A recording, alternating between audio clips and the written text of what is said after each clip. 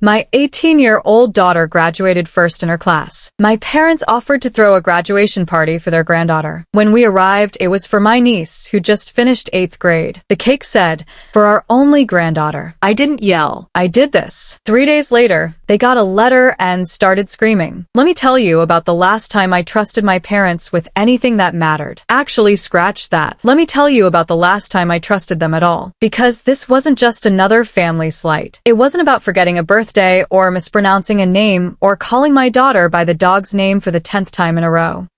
This was next level. This was betrayal baked into buttercream and served on a folding table next to shrimp skewers and lies. It started innocently enough. My mother called me on a Tuesday afternoon. Light, casual tone. The kind she uses when she's about to say something that's going to ruin my day, but wants me to think it's sweet. "We were thinking of throwing a graduation party," she said, "for our granddaughter." Just like that, our granddaughter. I was loading groceries into the trunk and nearly dropped a bag of rice. "Oh yes," she said. "Something small. Just family. We'd love to host." That was it. I said, "Thank you." She sounded sincere. The kind of sincere that makes your shoulders drop just a little. The kind that makes you believe against all better judgment that maybe this time will be different. I didn't even think twice about who she meant. My daughter Mia had just graduated high school. Valedictorian. Thank you very much. After 4 years of sleepless nights, group projects with kids who didn't do anything, and pushing through things no kid should ever have to deal with, she made it. And now, finally, maybe my parents saw her the way I did. I told Mia about it that night. Her eyes lit up. "Grandma and Grandpa." "Yep." She blinked. "Really?" I nodded. She didn't say anything else, but I could tell that little spark of finally. Like after years of showing up, being helpful, being good. Someone had noticed. If I could go back in time, I'd tell both of us not to get our hopes up. The day of the party was hot. Not summer hot. Sticky back of the knees hot. My husband Marcus couldn't find the good shoes. Mia kept changing her earrings. I was sweating before we even got in the car. The closer we got to my parents' neighborhood, the quieter we all got. Remember, I told them this is a nice thing. Let's just smile and say thank you. I said that like a fool. We turned the corner onto their street,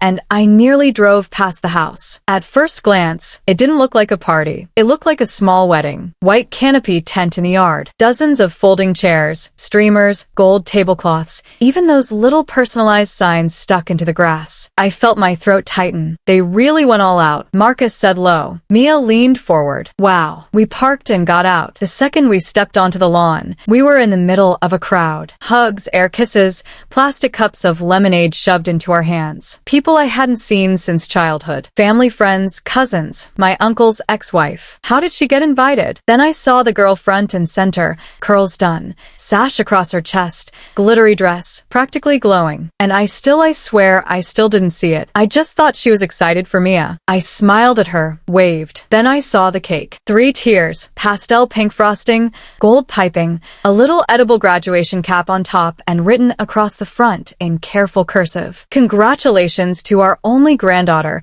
class of 2025. I froze only. I blinked, rereading it. That couldn't be right. There are 2 granddaughters, Mia and Kay. 2. Then I saw the banner. The colors, the logo from the middle school, and the framed photo next to the cake. Kay holding a rolled-up certificate, wearing a sparkly white dress, and a tiara like she just won a pageant. It hit me all at once. This wasn't a party for Mia. It never was. Behind me, Mia was silent. Not frozen, not panicking, just still. I looked at Marcus. He looked back at me. No one spoke. We stepped into the party like ghosts. No one noticed anything. Not yet. People smiled, said things like, "You must be so proud," and "What a beautiful day." A few guests gave me a confused looks when they realized she wasn't wearing the sash. A few gave me those quiet, polite smiles people use when they're not sure if they've made a mistake, or you have. And then the gift table. One by one, guests handed over wrapped boxes and cards. There were bows, envelopes, handmade signs, a personalized tumbler. We brought nothing. Why would we? We thought this was for Mia. A woman I barely knew gave me a strange look. Another whispered something and glanced at Mia. One cousin actually tilted her head and mouthed,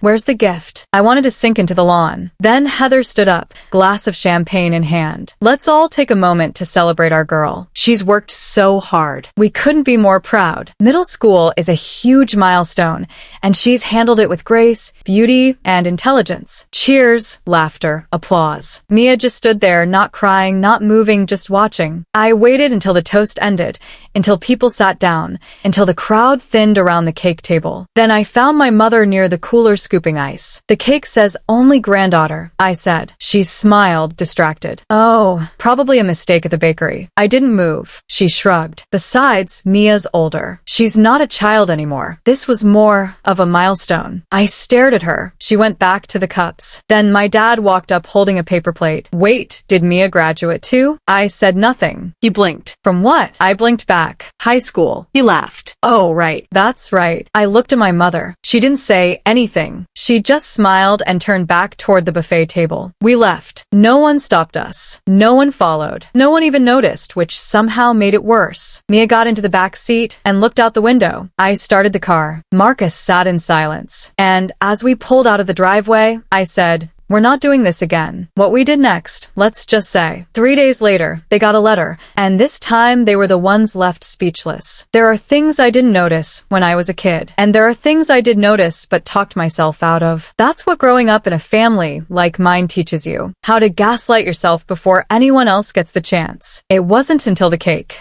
that I looked back and realized, oh, this wasn't just an oversight. This wasn't a bakery typo. This was the punchline to a joke they've been telling behind our backs for years. And the joke was us. I've always been described as easy, not in the scandalous way, in the manageable child kind of way. I didn't cry at bedtime. I organized my own lunchbox. I said thank you too often and wanted too little, which meant my parents treated me like furniture they liked having around but didn't need to maintain. My older brother was the thinker. My younger sister Heather was the little sparkle. I was just there. Middle child, middle of the road, middle of the conversation, if I was lucky. I didn't realize it was odd that my mom would tell stories at dinner about my siblings' spelling bee wins or school plays while I was sitting right there, having apparently attended none of my own life. It's not that they hated me. It's worse than that. They didn't notice me, and you can survive that. But it leaves a bruise you don't see until later. The house they live in now, the scene of the cake, used to belong to my grandmother. When she died, she left it to my mom, my brother, and me. I was 4. Heather wasn't born yet. The first time my mom mentioned my name being on the deed, I laughed. You're joking, right? She waved it off. You're technically a co-owner. Just ignore that. It's not a real thing, right? Just a legal share in a house they've lived in for decades. Silly of me. But I did what I always did. Smooth it over. Because that's what I was trained to do. When I had Mia, I expected something soft to unlock in them. I thought my mom would lean in and say, "You were snorts like this once." Or that my dad would cry holding her. They did neither. They said she was cute. They brought a bib. Then they asked how many hours of maternity leave I had left. That should have been the giveaway, but you don't want to see it when it's your kid. You want to believe they'll come around? They didn't. Mia didn't have doing grandparents. She had people who sent birthday cards with $20 in them and forgot which grade she was in. No sleepovers. No photo frames on the mantle. Just the occasional polite, "Tell us how school's going, sweetheart," while scrolling through their phones. It wasn't mean. It was nothing. And sometimes nothing hurts more than cruelty. At least cruelty notices you. Meanwhile, when Heather had Kay 4 years later, there were balloons, hand-knitted sweaters, a silver rattle engraved with her initials. Who gets that? My dad learned how to use a photo printer. My mom joined a Facebook group for cool modern nanas. They suddenly had time. They suddenly had opinions. They suddenly had an identity. Grandparents, capital G. For Mia, they were just older adults who shared a table with us twice a month. We went to every dinner. We smiled. We brought food. We listened to long updates about Kale's piano recital and tooth fairy visits. Mia even complimented her artwork, which was usually a few streaks of purple crayon and a triangle claiming to be a dolphin. I think Mia knew what was happening, but she was trying. She really honestly was. She'd offered to help clean up, set the table, laugh at Grandpa's awful jokes. She showed them how to use the TV remote, how to send an email, how to save a contact in their phone. I watched her type things in gently, like someone hoping good behavior might earn her something. Not money, not gifts, just love. Her other grandparents, my in-laws, live in Europe. She gets to see them maybe once a year, if that. So for her, This wasn't just about Sunday dinners. It was about having grandparents at all. She wanted what other kids had. People who told embarrassing baby stories, pinched her cheeks, mailed her weird souvenirs from Florida. She wanted to be a good granddaughter. And she was, but it didn't work. Not really. They liked her. They appreciated her in the same way you appreciate a neighbor who brings your trash cans in. Kind, helpful, forgettable. Senior year, she worked her tail off. Top of her class. Debate wins. Volunteer hours. She did it all, and I could see it in her. This growing hope that maybe the success would tip the scales. She never said it out loud. She didn't need to. She'd casually mention things like, I think Grandpa likes history too, right? I got full marks on that project. Or, I wonder if Grandma saw the photo you posted. She wasn't asking for a parade, just a nod, a sign that she mattered to them beyond showing up and being useful. I told them about her graduation weeks in advance, sent them the details twice. They didn't RSVP. 3 days before the ceremony, I got a text from my mom. Sorry, not feeling 100%. Might sit this one out. Sit this one out like it was a neighborhood barbecue. Like it wasn't the culmination of 18 years of work. Mia didn't say anything when I told her. She just tied her shoes and asked if her speech sounded okay. That was the worst part, not the silence, the normally. So when my parents called and said they wanted to throw a graduation party for our granddaughter, I didn't hesitate. I didn't overthink it. I didn't ask. Of course, I thought they meant Mia. Who else could they mean? They said our granddaughter. And for once in my life, I let myself believe they meant us. I told Mia. She lit up. It was quiet, that kind of smile. But I saw it. That small flicker of maybe they're trying. She didn't ask questions. She just nodded and said, okay. She picked out a dress. She even offered to bring one of her favorite teachers to say a few words. She was nervous and excited and scared in that hopeful way that only teenagers are when they still think things can be different. And honestly, so did I. We were wrong. I never thought I'd be the kind of person to send a letter like that. Not a handwritten note. Not a Christmas card with best wishes scribbled in fake gold ink. I mean, a letter. One that makes people stop breathing for a second when they open it. When you don't respond to with words. You respond with rage. I didn't even write it myself. Marcus did. He drafted it like it was nothing. Calm, polite, lethal. A surgeon's cut. I signed it without blinking. Because I wasn't doing this for me. I was doing it for my daughter. It didn't feel triumphant. Not at first, just strange. Quiet, almost clinical. We printed 2 copies. One for our records. One to drop off. I didn't mail it. I delivered it by hand, folded once, tucked into a plain white envelope. No return address, no note, just the words. I intend to sell my 1/3 share of the property located at clean, legal, non-negotiable. They could theoretically buy me out, get a loan, scrape together their pension checks, and do whatever it is people do when they're faced with the consequences of a decadal-long power imbalance. But I knew they wouldn't, and I knew that wasn't the point. The point was they don't get to own me anymore. Heather called first. I picked up because I wanted to hear how it would start. She opened it in front of Kay. She said, like that was the greatest crime committed all year. I didn't answer. Mom screamed. Laura, like full volume. She nearly dropped her tea. Should I apologize to the tea? Heather didn't laugh. She was sobbing. I thought someone died at first. Did she read it out loud? I asked. Yes. She said you're trying to sell the house. Our house. Correction, I said. 1/3 of the house. She was shaking. She should hydrate. Heather made a strangled noise like she was deciding whether to hang up or scream. You're destroying her, she said finally. No, I replied. She did that to herself. I'm just making it official. Click. 3 hours later, my mom called. Caller ID? No message. Just persistence. I picked up on the 3rd ring. I'm going to pretend I misread that letter, she said calmly. And you're going to tell me it was a mistake. I let the silence stretch. Then I said, it wasn't. She sucked in a breath, like the letter was one thing, but this confirmation was somehow worse. You're really going to sell your share of the house? Yes, our home. No, I said my share of Grandma's home. You don't even live there. You don't pay the taxes on it alone either. My mom was quiet for a moment. Then, this is vindictive. No, I said this is overdue. You're doing this because of that stupid party. I'm doing this because my daughter's future shouldn't be tied to a house full of framed photos of someone else's kid. She laughed sharp and bitter. Oh,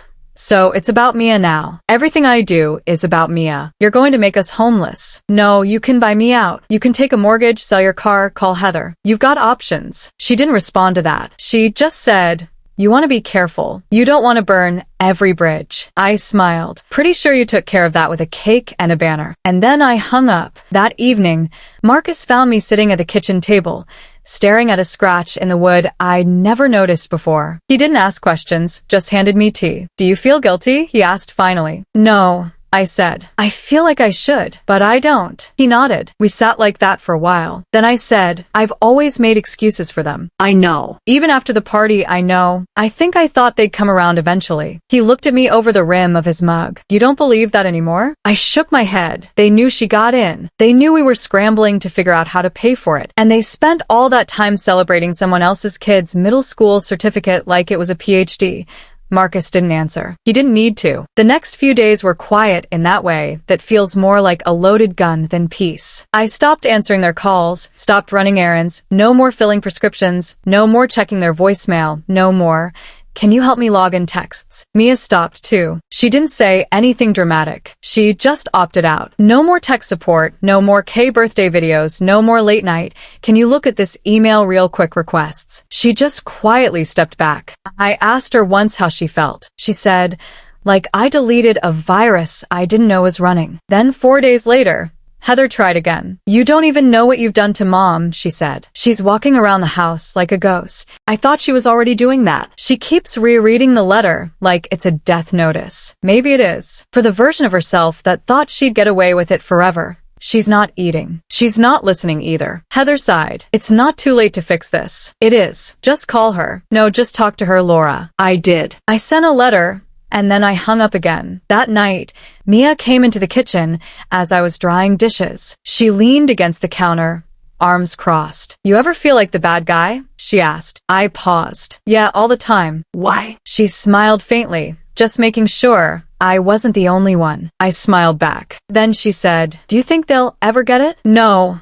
I said, but that's not the point. What is? We don't owe them understanding, just boundaries. She nodded once, and we left it at that. I thought the cake was the low point. You know the one. Congratulations to our only granddaughter in swirly pink frosting piped with such deliberate cruelty. I'm surprised the bakery didn't file a warning report, but apparently I was wrong. Apparently, there are worse things than being erased from your own daughter's graduation party. Like finding out the same people who raised you tried to take away her entire future. It started 2 weeks after the letter. The letter Marcus helped me write. The one that said in lawyer-perfect language, I'm selling my share of the house. No threats, no yelling, just facts. 2 weeks later, Mia walked in from dance class with that face. The one that looks normal if you don't know her. Shoulders straight, voice calm. But I know better. She told me what happened. They were waiting for me, she said on the sidewalk. I blinked. Your grandparents? She nodded. Apparently, they showed up outside her dance studio like two friendly ghosts,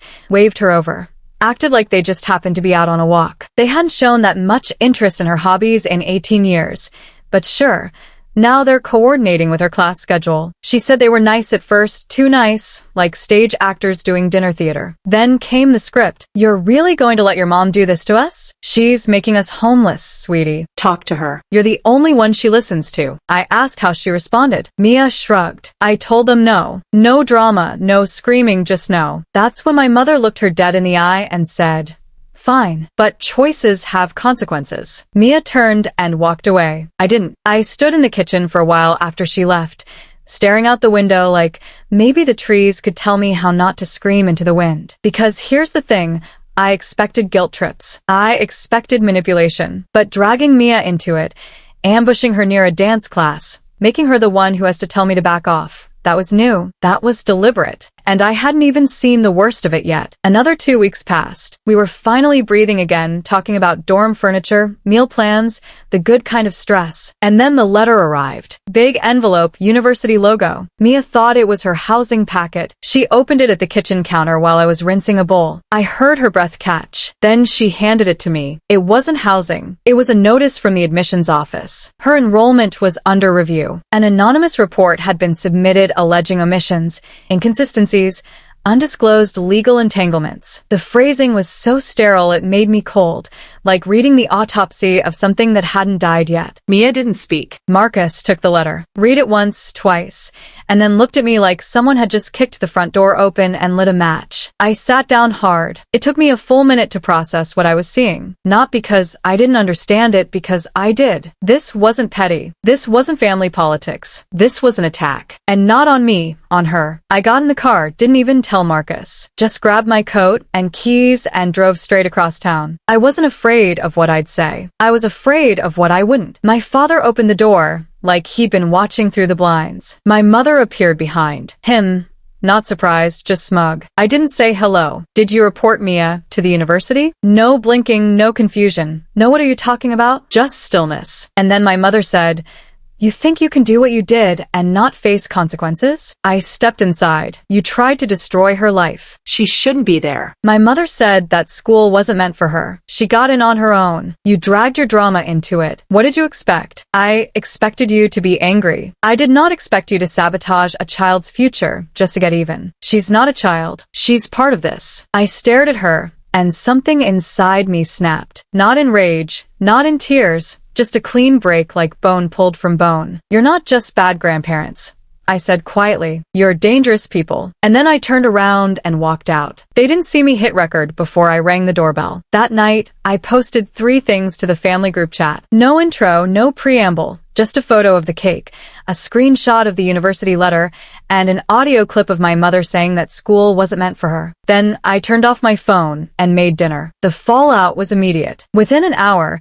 the chat lit up like a Christmas tree on fire. Cousins I hadn't heard from in years chimed in with, "Wait, what?" And, "Is this real?" One aunt texted me privately. I had no idea. I'm so sorry. 3 people left the group silently. Heather eventually jumped in with, "This is being blown out of proportion." No one answered her, not even Kay. Mia read it all, calm, methodical, like she was collecting evidence for something bigger than revenge. When she reached the end, she looked at me and said, "I don't think I ever want to see them again." I nodded. She went back to her room like she'd just finished cleaning up someone else's mess. And in a way, she had. A few days later, my phone rang. It was my brother. We hadn't spoken since the party. They called me, he said. I didn't respond. "They want help buying you out," said they're desperate. Still, I stayed quiet. Then he added, "I told them no. In fact, I want to sell my third, too." I felt something in my chest unclench. For Mia, he said simply. This crossed a line. That evening, Mia and I sat on the back porch. The sun was just low enough to feel forgiving. She stirred her tea with a spoon she'd bent accidentally months ago and never replaced. Then she asked,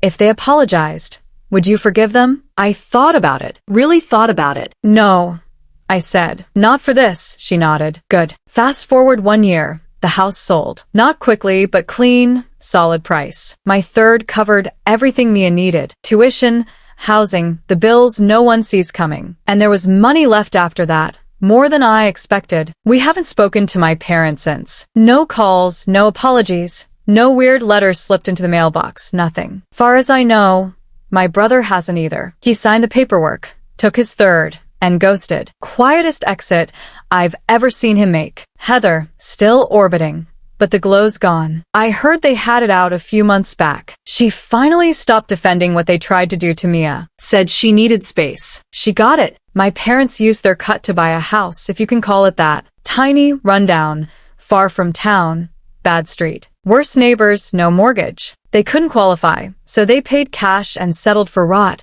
leaks, and sirens at 2 a.m. It's theirs now, every cracked tile of it. Mia, she's steady, focused, sharp in all the right ways, and they'll never get to take credit for a second of it. But you tell me, did I go too far or not far enough? Drop a comment and hit subscribe.